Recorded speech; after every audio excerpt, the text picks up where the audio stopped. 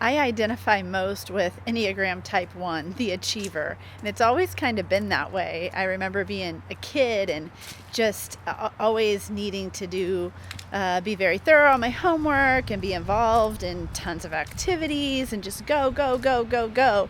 And not much changed as an adult.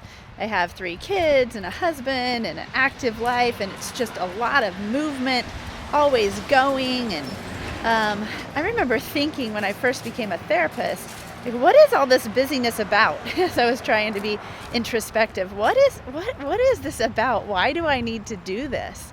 And really came down to like kind of a core reality that it made me feel like I was accomplishing something, and it gave me a sense of importance, like my life matters. And so that has been kind of a theme for me this last couple of decades as I've been a therapist, is just kind of regulating, like, what is the busyness about for me?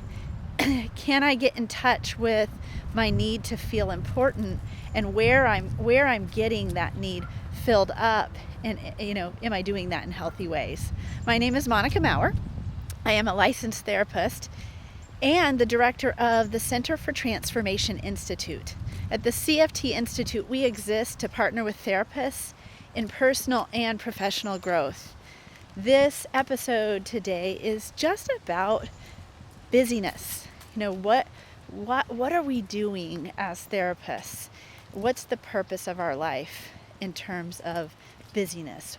What are we connected to that's grounding us, so that the busyness is not just futile efforts just spinning around? Now, I know we've all kind of been through the last few years since 2020 with the pandemic, and everybody's saying, oh my goodness, all therapists are busy. There's no openings on anybody's schedules. I mean, we're getting calls to our office all the time where people are saying, I've tried so many therapists and nobody's available right now because everybody's busy. Because what we've noticed is, because of what was happening during the pandemic, a lot of mental health issues came to surface. I remember one person said something about, yeah, now everybody knows what it's like to have mental health issues. I was the only, there's a certain amount of people in the population who have struggled always, but when COVID hit and everyone kind of spiraled, a lot of people who never had mental health issues before, who weren't paying attention to them, began to struggle and had to deal with them. So as therapists, if we weren't busy before, we became busy then, and it has continued that there's just a high demand for mental health services. And so that, on top of our already busy lives as therapists, many of us have families, children, spouses, or active community lives, as well as other responsibilities that take us in a spiral of busyness. And depending on the season, we've heard so many people say, when the holiday seasons approach, I love this season and it's a real struggle at the same time. I'm trying to enjoy it fully because I get wrapped up in the busyness of the season. And so what does it mean to be busy? It means we're frantically kind of buzzing around, I think, like a bee, just going, and not taking our rhythms or stopping and resting. And so I think there's a few points that are good to think about for us as therapists during these times of busyness, and when things get kind of moving in a fast pace, how we can slow it down. So one thing that I think is really important to do is recognize this life model concept of calming the body to calm the soul. Life Model is a neurotheology curriculum that CFT Institute practices and teaches. And so we will be talking much more about that in upcoming episodes, and are planning to write some curriculum for therapists around this neurotheology curriculum. And calm the body to calm the soul is a neurotheology concept. So it's really a neuroscience concept that we cannot calm our emotions if our body is ramped up. And so that's really what happens during these times of busyness, is our body starts going into kind of an overdrive, hyperactive state. And we live in our bodies. Our bodies are not all of who we are. However, we live in them and we have a responsibility to them. And when our body starts going into more the fight or flight or kind of a overactive state, if we don't calm it down, our emotions will stay hyped up, and that's when we go into like a burnout, overwhelm, nervous system response, even a nervous breakdown type response. And so our ability to take deep breaths. Years ago, one of my naturopathic doctors said to me, just take a deep lung cleansing breath. And so sometimes when I find myself starting to spiral into busyness, I'll just take in a deep breath and let it out real slow and controlled. There's also some tapping type experiences that Life Model teaches that I definitely will teach in a further episode, that can really help to calm your body, just interacting with the body to calm it down. Because if we don't do that first, then the emotions, the mind, will, and emotions will not be able to calm down. So calm the body to calm the soul. Also, yawning is a very interesting way to calm down the nervous system. It just has an automatic response that will generate a kind of a letdown, a synchrony, calming, a restful state of mind. And so even if you don't feel tired, you can kind of wiggle your jaw and open your mouth and kind of simulate a yawn. I know DBT teaches about how we can do half smile and willing hands, so we're smiling even though we don't feel like it, and it generates some movement in our neurofunctioning that will allow our body to kind of take over. So practice the calm your body to calm your soul, the deep breaths, the yawning, the tapping, and that's really important. And so I think the second thing I'd say about our busyness is we really want to stay in a place of appreciation when we're busy. Sometimes when we're busy, we start to go into kind of a negative sentiment overdrive where we start to see things through the lens of the negative rather than the positive, and that can be really damaging to us in those times. We can actually go into what Life Model would say is like a stupid enemy mode, because we end up seeing situations through the lens of everybody and everything around me is stupid and I've got to take care of it all. And we start going into judgment and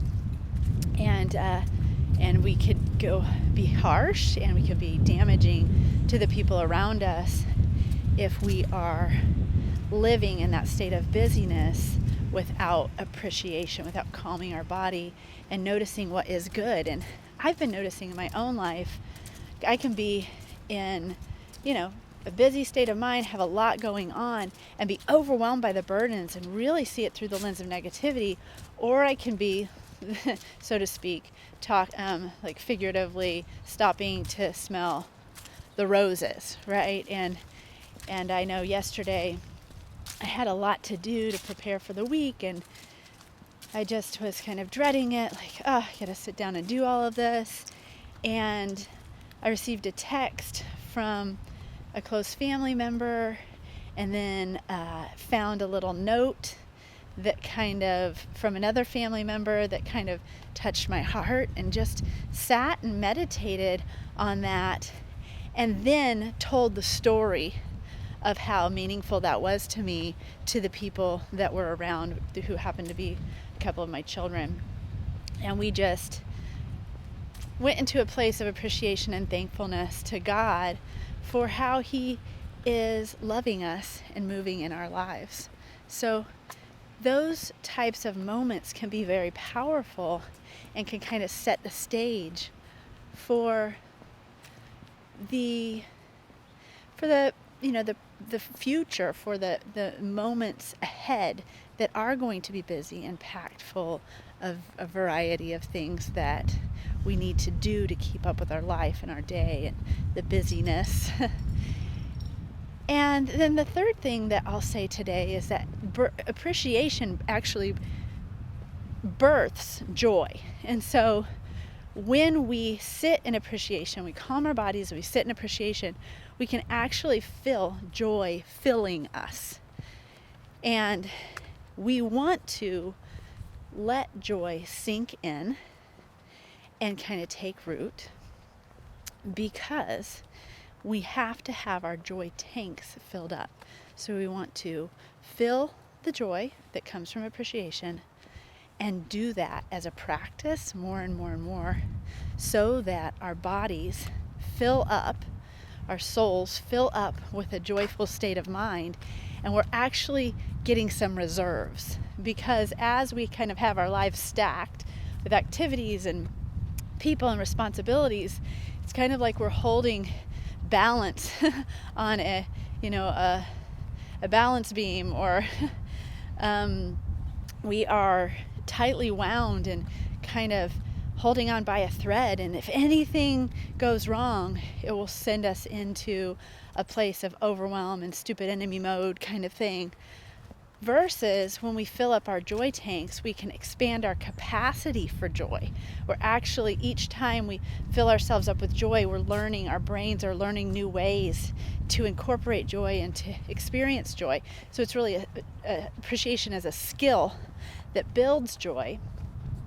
And if I'm filling up my joy tank, expanding my capacity for joy and gaining joy strength, I'm learning to actually live in joy. And of course, life is hard.